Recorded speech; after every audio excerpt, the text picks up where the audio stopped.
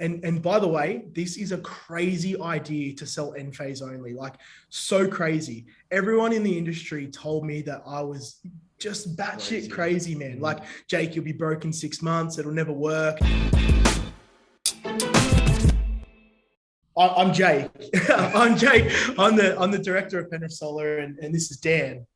And yeah, we won Enphase Installer of the Year, which you guys actually don't have in America. We have the EIN as well. In America, they don't have Installers of the Year. But yeah, in Australia, we do. So we have one for each state. So New South Wales, Victoria, blah, blah, blah. And then we have Installer of the Year nationwide. So we won that last year. This year's hasn't been announced yet, but we know that our volume in terms of microinverters sold is very much ahead of the pack by probably, I would assume, or I would say 30 to 40%. We've put Enphase in some places they probably never ever thought they'd go. On the side of nearly every bus in Western Sydney.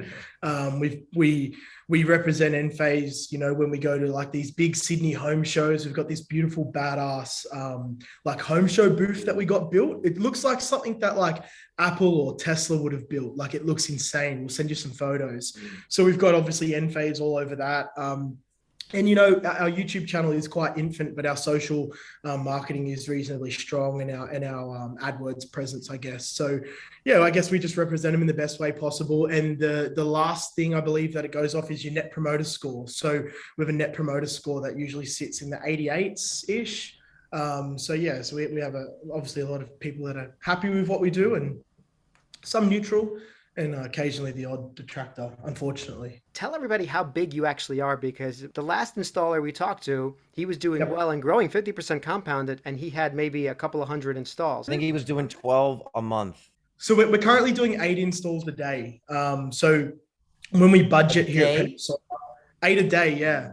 We budget off 4.5 days a week. So like we do some pretty simple maths to sort of show our projections. So 8 a day times 4.5 usually means we do about 36 installs a week. Then we times that by 48 weeks of the year. We don't budget for 52 because you can't hit that. And we do about 1728 a year. Now, last year we did get to 1300. We were only doing 6 a day though. So we weren't at the scale that we are currently. We've plenty of room to grow as well. We recently did a great market share review or analysis, I guess. And in our service area, we make up 12% of all installs. So that's just in the postcodes we service. We have one postcode where we make up 91% market share, but then we have some that are further away from our office where we have a little less. So yeah, like we have a thriving market here in Australia, particularly New South Wales where we are, like Western Sydney. It is pumping. What's the breakdown between commercial and residential on 1,300 installs? About 95% residential and probably 5% commercial. We only do up to 100 kilowatts commercially. We've done one 200 kilowatt system in the past, but yeah, our expertise is up to 100 kilowatts. So that 30 to 100 kilowatts commercial space. And then residential is anything really from 5 kilowatts all the way through to 32 kilowatts residentially. So how did you guys grow the business so big? Because obviously I can tell you're savvy. You're doing YouTube, you're doing social media, you've got this home show thing that's happening. So was that the process? The business has grown. It's been 7 years now since I started like an electrical company. And I guess it's grown off honestly doing the right thing, you know, being the very best at solar installs. We didn't start in sales at all, to be honest. We were installation subcontractors. So there'd be another company that would sell the gear, then we would install it for them. We only sold our first solar system in 2017, so 5 years ago the other day. So we had a transition period where we were selling as Penrith Solar Centre. We were still doing subby installs. By the end of 2017, we were completely off our own sales. And then from there, we built a sales team. And I remember kind of getting to that 13 team members, and I was kind of the manager of everything. Like I was wearing every hat. It was absolutely crazy, to be honest. And I thought, well, we need a sales manager. And then sales kind of grew from there. We have a really, really strong sales manager now named Dylan. And his sales team is, I think he's got eight in the sales team plus himself now. Let's get into why we're here, actually, and that's confirmation bias with you guys. So we're Enphase Bulls, and we contacted you because you're just like the cream of the cream of Enphase installers, apparently. Yeah. And why did you do anything besides Enphase? Because now you strictly do Enphase, but what was that process to get to just Enphase, and tell us why you're there and why you're not doing SolarEdge or anything else that's out there? Yeah. Now we're talking. Now we're talking. So we started doing, we always did a lot of string inverters. You know, in Australia, we don't have compulsory MLPE like you guys do. So you guys have compulsory module level power electronics, which means you're going to have an optimizer or a micro under every single panel installed. We don't have that. We can still do string inverters without anything. And as you can imagine, it's cheap. It's really, really cheap to do that. We've only ever sold very, very high-end gear at Penrith Solar. We've never dabbled in cheap crap. And we're installing reputable string inverters like Fronius, SMA. You know, we never really did anything else other than that. And we went through a stage, by the way, we always sold Enphase, you know, but we typically, like 2017 and whatnot, we had this mentality that you'd only use Enphase in the shade. And it was always like 30-40% more expensive than string inverters. So it wasn't everyone's appetite, I guess. And we've got an in-house service department. We started studying data on why we're going to service calls. And we were having a lot of service calls that were string inverter specific. When you install a string inverter, like it's actually quite dumb. It's a reasonably dumb piece of equipment. It doesn't tell you what your house is consuming. Like every system we do right now has consumption monitoring, it's like your dashboard for solar. Now, full transparency, you can bolt that product onto almost any string inverter, but most people don't in Australia. So we weren't doing that either. We were having people come to us and say, hey, we thought we were going to save $500 off my bill, but I'm not. And you'd have to do this manual study, go to their property, study their energy habits, study their bills, their generation, what they consumed over a period, and show them that their energy usage had increased by 20, 30, 40%. So overall, we were doing really good installs, but our customers weren't necessarily the happiest customers in the world.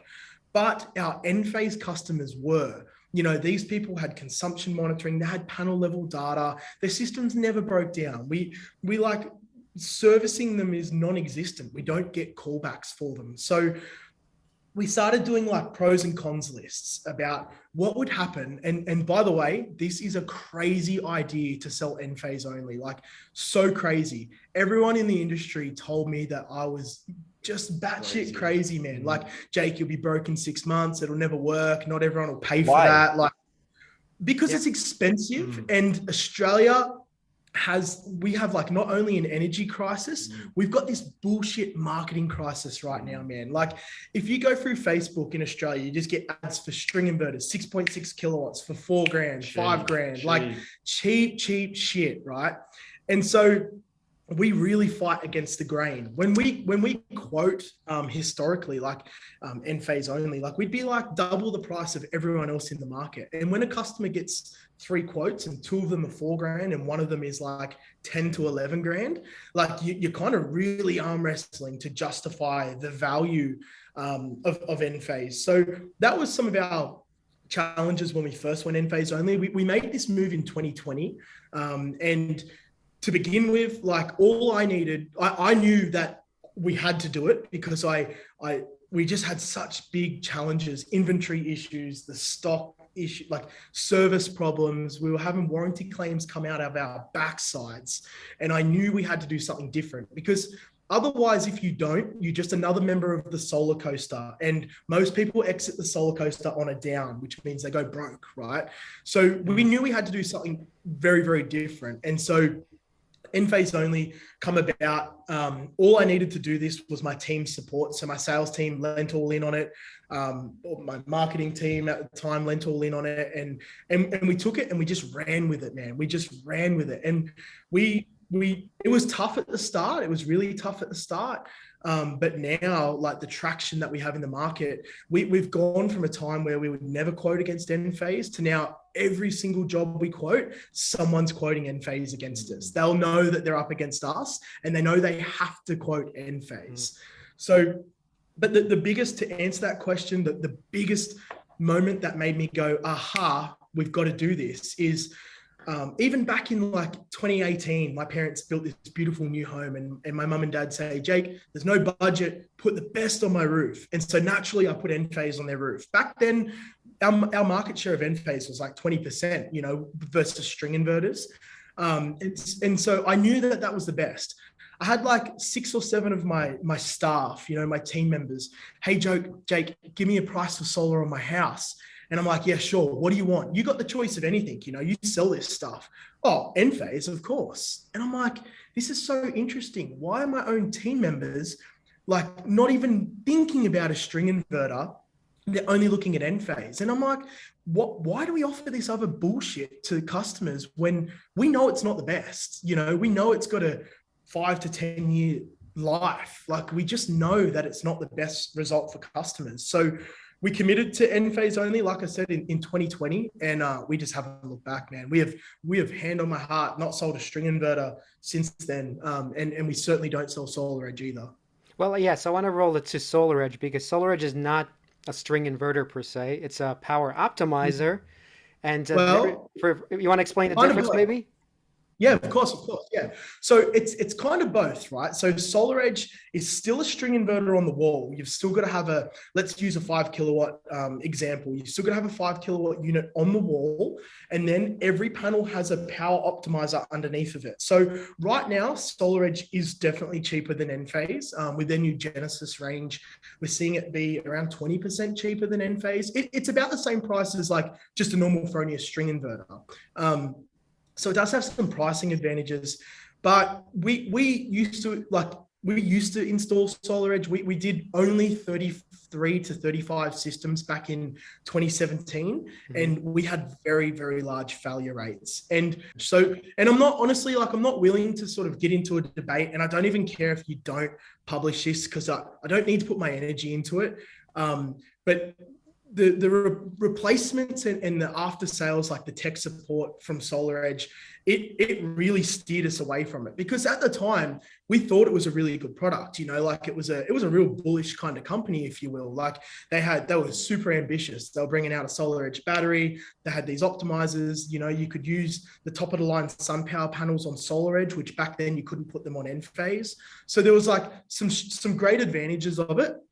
And, you know, we're assured that it was only a bad batch of inverters, but it was enough to damage me forever. We had a lot of 5 kilowatt HD wave inverters, SolarEdge inverters, have what they called a hardware error. And I'm talking like more than 50% of our dashboard at that stage. And so it wasn't the failures that you know, broke my heart. It was kind of how it was dealt with afterwards. And I guess I was quite salty about it because we really put in a lot of hard yards with SolarEdge back in the Powerwall 1 day. So before Tesla Powerwall 2s, which are an AC coupled battery, we used to have the Powerwall 1, which was a DC coupled battery. And the Powerwall 1 could only ever go on a SMA inverter with a Sunny Island, I think they were called, or Sunny Boy storage in between the two. It would talk to that. Or you had to put it on a SolarEdge RWS unit. So, man, I remember finishing solar systems in a day, like solar and a battery,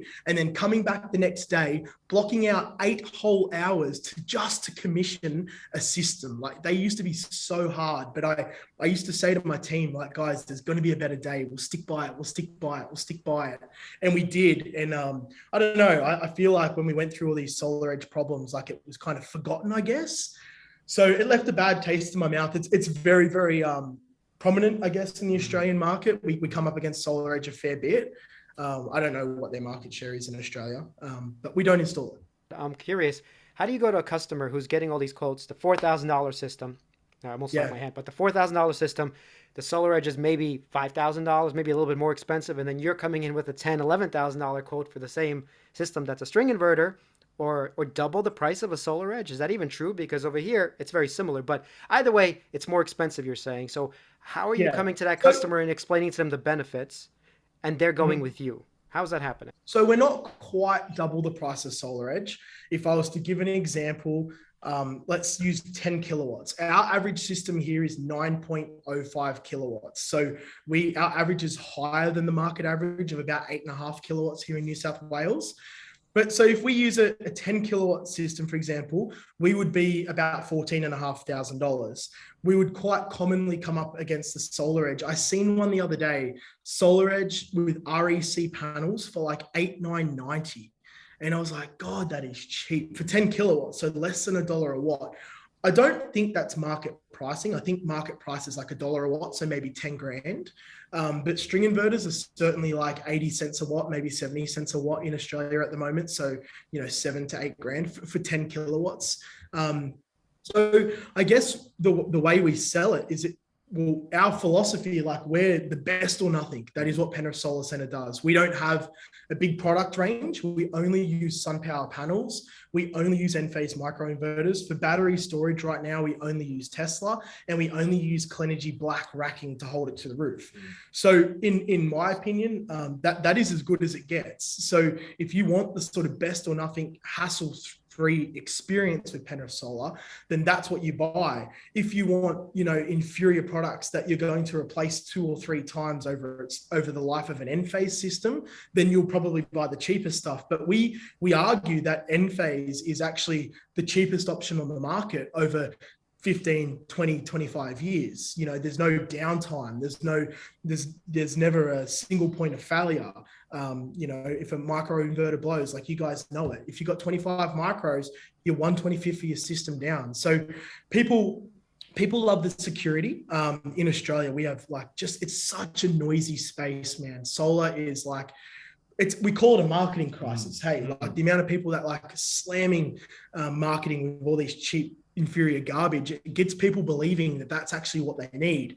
And when they buy that cheap stuff, I guess it's just a short-term return. So we sell the long-term returns. We sell it. We kind of got like our top 8 tips, you know, like safety. It's the safest system on the market by a long way.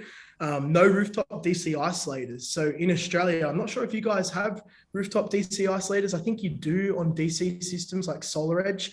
When you do Enphase, you don't use a rooftop DC isolator. That's the number one failure point of any DC string system. They quite literally catch on fire. Like they fill up with water, you know, like people put on like really expensive panels like say SunPower, or, you know, when LG were in the market, or REC, they'll do like a nice string inverter, Fronius SMA, whatever that looks like. And then they'll put a DC rooftop isolator on that's worth like $16, you know, and this thing, like, it doesn't last 25 years in the sun. It's not possible. And it breaks down over time and it fills up with water and it catches on fire. Now, to be completely fair and honest, that's probably, you guys may not have the same issue as we do because you have compulsory MLPE. So that would shut the panels off maybe before the rooftop isolator caught on fire, but we don't have that. How do you convince the customer who doesn't care about anything you're saying about, oh, this is isolated, your system is decentralized, and doesn't understand these words? Like, imagine trying to explain someone the electrical grid. Like, they're going to zone out. So how do you get them to believe that that is better? Like, so it's more of a question, I guess, for your marketing, or more like you as a person convincing them. Like, how do you do it? No, yeah, like we don't give them a choice. This is the only thing we sell. If they want to work with us, this is it, and we'll explain why. It's us or it's nobody, basically. They can go elsewhere. They'll get a bad experience. We know they will. You show them a picture of a roof on fire. We don't need to. It's all over the media. Honestly, sometimes what I do is, and look, I don't sell, but sometimes what I'll do is I'll take them out the back and I'll show them our inverter graveyard. I'll be like, hey, check out these string inverters that come off last week. This thing gets emptied weekly.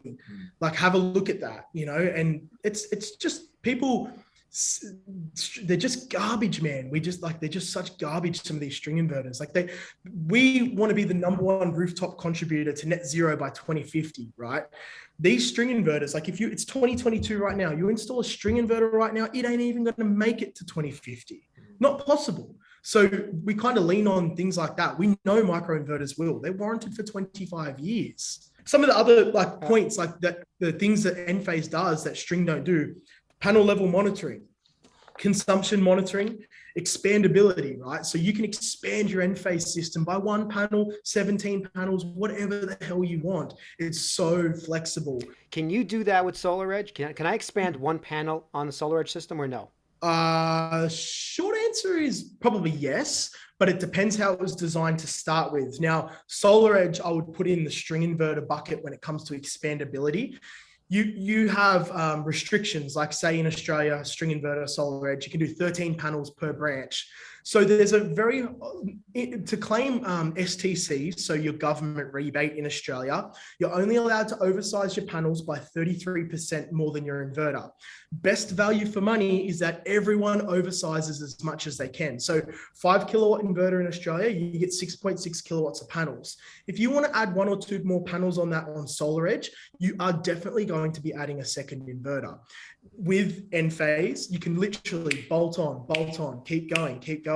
You will get to a stage where, say, if you've got 39 panels on a 3-phase site, we can do that in 1 branch. You'll have to run another branch to the roof, but you're not bolting on a whole nother string inverter. So yeah, expandability is like second to none. Absolutely. So nobody's thinking about that's actually important what you're saying. So if I wanted to add, let's say not 1, but 2 or 3 or 4 inverters, new panels, meaning, technically I can't do it. I have to spend like another $5,000 for an inverter in order to get those 4 panels. Yeah. So inverters, though, they're definitely not $5,000, right? In Australia, like you get a 10 kilowatt inverter for say $3,000, right? So something a little more common, like an 8 kilowatt or something between $2,000 to $3,000. So I don't know if it's any different in America. I'd imagine it'd be surely similar. I don't know. I just want to circle back because you made an interesting point. You as an installer, the main reason you switched to Enphase only was you did a calculation based on the failure rates of the inverters, of the optimizers that you were getting, or the string inverters, and you realized very quickly that you would be inundated in endless service calls if you continued installing anything but Enphase. Just to be clear, that's what you're saying was the main reason why you decided to go Enphase only.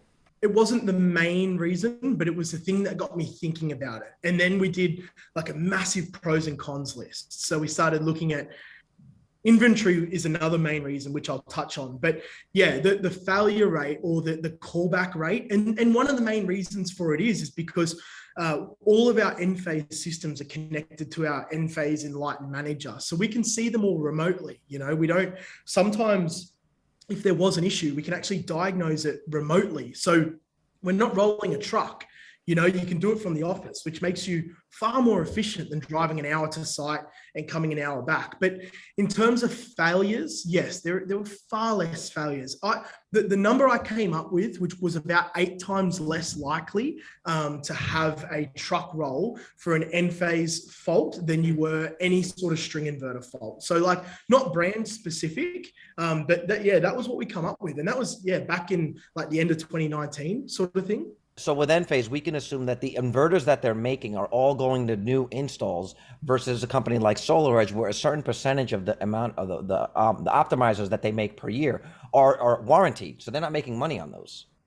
Well, Enphase still does have warranty microinverters. Like we don't have 0 failures. What is the failure rate? I can't give you an accurate failure rate right now, but it's something like 0.0%. It's extremely low. Like there was but you got to remember, we sold 10,000 microinverters in the last 2 months. And I reckon I've seen probably 3 replacements come in the last month, maybe. We did a 100 kilowatt system. Actually, that was a dead panel. That wasn't even. So hold on, 3 microinverters failed out of 10,000, you're saying?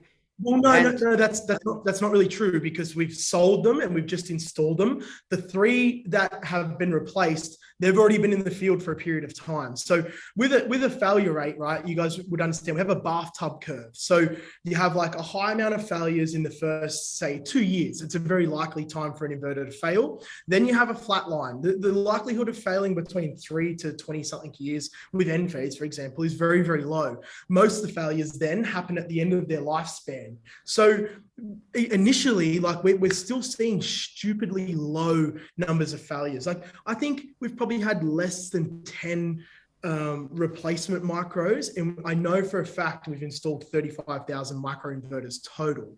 I just want to do a little math because, you know, we're a math channel, but you're saying 10 out of 35,000? Yeah, 35,000. Yeah. So this is the number. It's not on the screen, but if I'm not No, mistaken, it's 0.03% failure rate. Yeah, that would be about right. Yeah. If I did that correctly. So either way, that's very low. It's so low, and to be clear, we get paid to actually replace them as well. So for me, there's no pain. Like, we've got a full-time service, like a service guy who is mostly tied up doing external service work. So to me, if they're paying us, they're keeping us happy through they call it RMA channel. It's so negligible that it's not even a cost in my business. Well, explain that. What do you mean? Enphase is paying you to replace bad microinverters? Yes, if a microinverter fails, they will pay the labor to actually replace the microinverter that's failed. That's how low the failure rate is. And for 25 years, they will pay the labor? Yep. That was the new piece of information that we have not heard from a different installer. Never heard this. So just on that, you guys have a standard warranty in America of 25 years on microinverters. In Australia, we actually only have 10. Now, we get 25 years on a microinverter when you buy it coupled with a SunPower panel. Have you seen SunPower's AC module? That's what we do. So the microinverter is actually fitted at factory to the panel. It's pretty cool. Or you can buy a warranty extension on the microinverter for like $27 retail, I think it is. So, which does add up over a system. So when we were doing Q-cells panels in the past, we wouldn't actually give warranty extensions, but we knew that America had a 25-year warranty on this product. So, you know, we're still comfortable to say it's going to last that period of time. But our new panels that we're using come like it's assembled, you know, SunPower, Enphase, and you get a full bundled 25-year warranty on that product, which is really, really cool. The other thing you said that was interesting, solar here, by the way, I'm getting quotes for an upgrade to my solar system. I have Enphase already microinverters and LG panels, and I have 18.5 kilowatt system. I want to upgrade another 10. And so I'm finding out now the cost is $3.50 approximately per watt. And what you mentioned, even for your Enphase system, was what, $1 and change? So it's about $2 a watt for us, but the government subsidizes, say, 40 cents out of that, $2. And that's not fact. That's just me pulling round numbers. So it'd be worth $2 a watt. So 10 kilowatt system to us, worth about 20 grand. The client would pay about 14.5 grand. Got it. So, but it's almost half the price. Almost, not quite, maybe 50% off or whatever. So it's a 15-year scheme. And in the first year, we've got 9 years left. We're in year 6, started in 2015. So in the first year, it did pretty much cover half the price. And now it's a third roughly. Can you give me your thoughts on Tesla solar roof? Number one. Number two, can you give me your thoughts on the idea that solar will eventually be an integrated product into new home builds, where this idea of putting panels on existing roofs is just kind of silly, right? And what your thoughts are of the industry moving to that in the future, and how you see Enphase integrating with that. And also, again, sorry for so many questions, is if the industry moves that way, where all new installs become just solar roofs, is that something that you guys can easily switch to as installers? Now you guys are on the front lines. Is that something that you would easily be able to switch your business to? I actually can't see it happening, to be honest. I think solar roof is going to be a luxury for people with large amounts of excess cash who value the aesthetics of their home. I think you got to think, man, like in Australia, we don't buy roof tiles from America, right? We've got about 50 different types of roof tile that you could put on your home right now. Now, solar roof is specifically, well, it depends. There's, I guess, 2 types. Solar roof tiles is a roof tile, and maybe there's 2 or 3 patterns, like a Spanish terracotta, something like that. Like, we have access to it in Australia, not the Tesla roof, obviously, but we do have access to a few brands in Australia. Boral, I think, had a crack at one, or Monia maybe. We've never actually done one. I think it would actually be quite a challenge to integrate Enphase with solar roof tiles, because you've got to plug a few of them together to get the same voltage and current characteristics as a normal panel, which is what Enphase microinverters respect, right? That's their input. So you'd have to plug a few of them together, then come back to the micro. The other thing is, if it's integrated in a tile, where does the micro actually sit? Does it sit in the roof space? You know, is there regulations against that? I don't know. You know, right now we sit them in between the panel and the roof, obviously. In fact, those new ones are actually attached to the panel. So I don't know if it's got as much, like, I feel like, you know, people have been talking about this since 2015, this solar roof and whatever else. I think it's probably a luxury. I think it may come on new builds only. A retrofit, though, is going to be a very big challenge.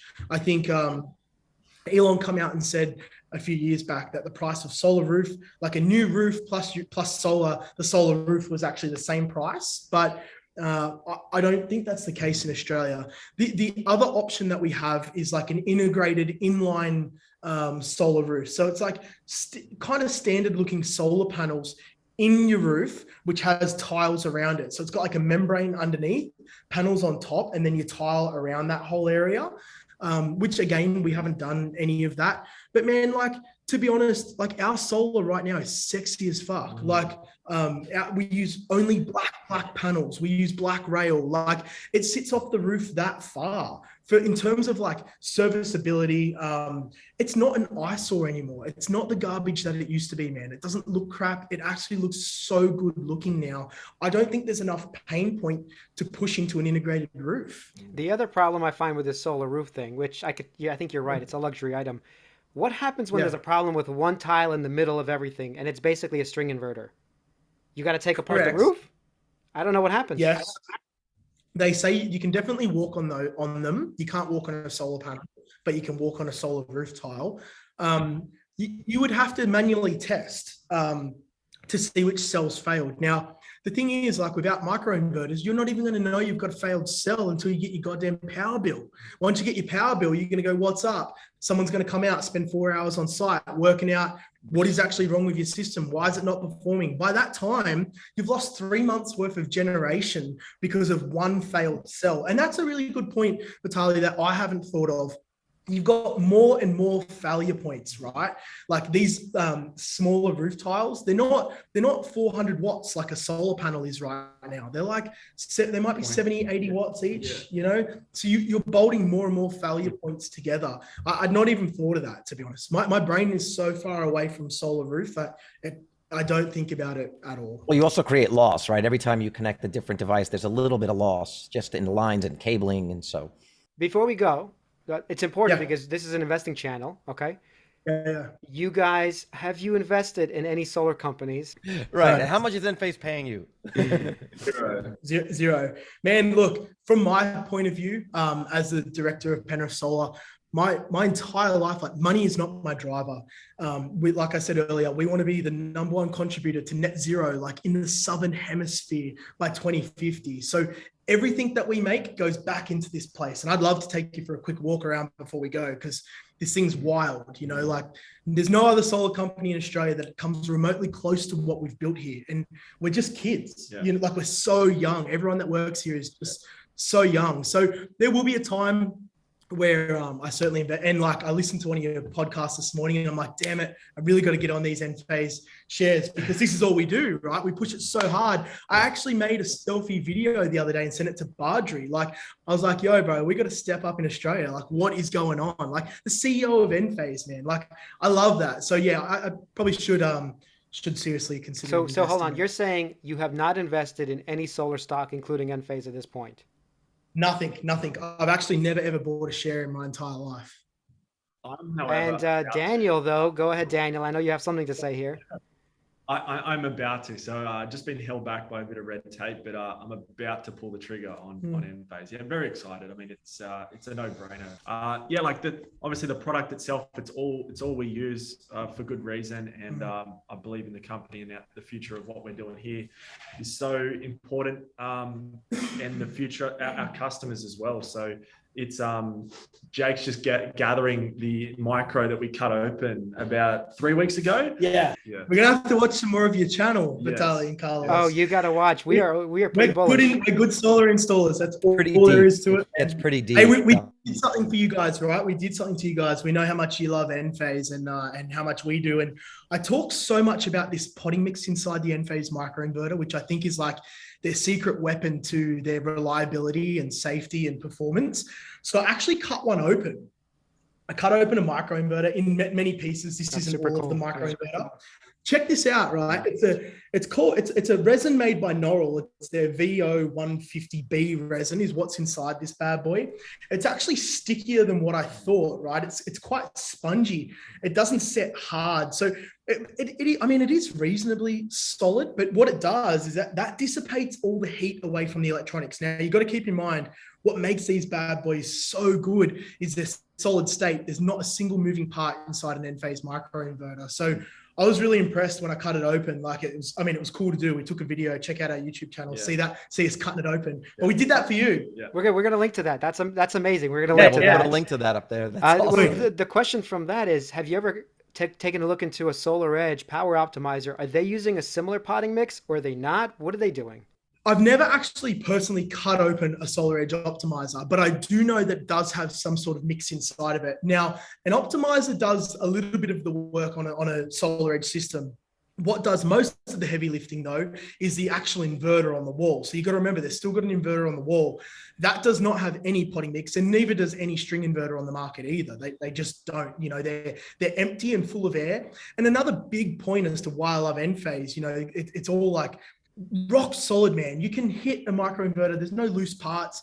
We've got really bad roads in Australia, and it's no news to anyone that none of this is actually made in Australia. So by the time it gets from China, gets on a boat, comes to where it's got to go, then it goes from the port, drives on a truck, and then to our office. Then we put it in the back of a truck, send it an hour west of where we are, which is roads that are not fantastic. There's got to be some sort of credit given to this potting mix for holding these electronic components solid. They're only relying on soldered to a PC board. Like, how good is it? Are we creating hot joints in the transport of moving this gear around the world to get it to its final destination, which is on someone's roof or on someone's wall? So from like an engineering and electronics point of view, that's another reason why I love the architecture or the build of a micro versus anything else in the world. No, that's actually great. And a lot of people don't focus on that, but opening it up, taking a look inside, that yes, they have something special going on, obviously. Can you show us the factory before we go? Can you take let's go. On a computer walking tour? Here we go. The next up. All right. We'll give you a real quick run through. I won't go upstairs to the office, but you'll get an idea. So this is our content room. We have a quiet workspace for if any of our apprentices want to do remote TAFE or things like that. We only moved into this factory 4 months ago, so we're still branding the walls. We've got a mini boardroom. Geordie. This is our badass showroom. It's got a big mural on the wall. Charlie. This is a really nice place you got. That's amazing. Yeah, really nice. Gorgeous, man. We've got our sun power panels. We've got all our Enphase parts, power wall over here, microinverter. I like those panels. I like those panels, by the way. The black on black, is that the sun power? Black on black, man. That's all we do. They're so badass. You bring potential clients there. That's where you handle the contracts, and that's where you. This is our showroom. So they come in through the front door here, and this is what they see. So future is electrify everything. We've got this cool mural, which is a representation of the east coast of Australia from around 1850 when electricity come about to 2050 when we're going to be carbon neutral or net zero rather. And so we show the current time that we're in the middle. We've just come out of COVID. There's a masks down there. We've got wildfires, floods, storms. So it shows a bit of like instability. And we come out to net zero. We've got a pumping Great Barrier Reef again. It's not bleached anymore. Sea life is pumping, electric helicopters, catch and release fishing. It's all going on. I got to say, you guys are legit. I mean, that lighting in that showroom above. Oh my God, look at the lighting at this place. Holy schmoly. Yeah. It's cool. It's a Bond film. Have you seen the new Bond films with all of those? I've not, actually. There's my mom. Hey, Mom. She's cleaning. What a woman. Nice. This is our lunchroom. Wow. Like, how This many is our people do you have in the chocolate company? How many people do you have in the company? 50. 50 people. Wow. Yeah. Okay. So when it's someone's birthday, or they do like align with our something that is aligned with our values, they get a spin on the chocolate wheel for rewards, right? So they'll spin that. They might get $50. They might have to sweep the bin room, but they also could get $1,000. So we sort of do everything we can for our team to keep the culture pumping. You know? This is our warehouse. Whoa. Holy schmoly. Yeah. Everybody watching, this guy's 30 years old. He just had his first baby. Look at, I mean, he is like, this is crazy stuff. Right. You got to start a GoFundMe to help you out because, you know, you're struggling. Where's your Lambo? Can I see the Lambo? No Lambo. I have a Model S Tesla. That's awesome. In the warehouse there, how many installs is that? Like, how many installs inventory are you holding there? Where if you don't, without resupplying, how many systems could you install, or how many megawatts? So this warehouse, in Meg, is built for 30 meg annually. So right now we're doing around 16 to 18 meg annually, but at full capacity, this will be a 30 meg warehouse, and we'll be here by the end of 2023. Yeah. So every truck has its own install bay. Our trucks park here at nighttime, and we can hold 15 trucks. So 15 install crews plus our one service crew, which I think we'll get to 15 installs a day and still only need one service crew based off our very low return to site ratio that we have. I want to follow up from this service. When you said Enphase was 8x better, meaning that eight times less service calls, every time a truck goes out, how much does that cost you every time a truck rolls out, if you don't mind sharing that? Well, yeah, like a licensed electrician in Australia, you don't get them for any less than like some people will pay like $30 an hour. We're minimum 35. Our CEC guys are 45 and above. So generally you're sending out a CEC electrician or a licensed electrician to do this. You could easily write off 2 hours plus fuel. I think you're talking like probably $250 we would justify it as. And that is what our service call fee is. So yes, it's $250. We're not making money out of service. Right. And that's why you don't want to roll a truck out. Obviously, that's right. You're just burning resources. You're burning fuel. You're not. Yeah, it's not ideal. No one wants to roll a truck. This is amazing. This was really, really informative. I really appreciate you guys taking the time to show us this impressive site that you have and give us some really cool insight that we haven't heard from other installers. How fast is solar growing in Australia right now? Oh, it's a good question. Faster than we can keep up with. We try and maintain like a 8 to 10% market share of where we are. With that study we did, we're at 25% rooftop solar right now. So 1 in 4 homes. Some suburbs are like in the 50s to 60s. Some are lagging behind. Wow, that's a lot. We've just had Labor government be re-elected. They come up with the initial STC scheme in 2015, and they have super ambitious renewable plans. Like probably similar to you guys. Like we're in an energy crisis right now. Like price of electricity is going up. 1st of July, it went up by 20%, man. Like, man, it is pumping. Like, yeah, we had a record month in June. We sold 255 solar systems in June. So is the price of oil and commodities going up? Is that actually waking up a bunch of folks and they're calling you up now? Some people in Australia are like full non-believers of solar. You know, they've been stung in the past by like some marketing gimmick. And so we're working really hard to turn that around. And what's helping us is, the price of oil, just even the scarcity of electricity. We got a text message on our phone the other day. Did you get the text message from the government saying consume less energy to help us keep the grid on, full stop? So what happened was we were supposed to lose power the other night. We actually didn't. They ran the generators, the ones that are left, like massively overtime at like 110, 120%, right? So what that does, that makes the spot price of electricity go absolutely through the roof. So we're slowly in Western Sydney transitioning to time of use energy. We're fixed tariff at the moment, but our next couple of bills we'll start to see it go to time of use. So yeah, it's just going through the roof, man, and it's in demand times when people need energy, which is where battery storage comes into play. So it is to answer your question, it's certainly driving inquiries. Like probably because of Dan, marketing's going off. Leads just where we can't even keep up. Our poor sales team are walking around with their eyes hanging out the back of their heads. Well, the That's battery awesome. storage thing will be a great entry point to our next conversation. Like Again, I've really said appreciate your time. 100 times, man. I feel like us doing Enphase only. Like, did you ever play the PlayStation back in the day? Crash Bandicoot. You had a cheat code XY, whatever it was, triangle on a PlayStation 1.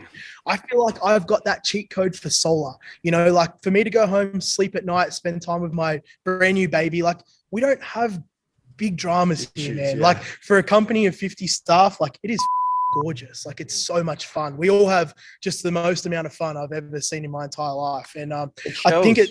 yeah, thanks, man. It's largely due to just doing these high quality products. We all just sleep so well at night knowing that people have got the best they possibly could.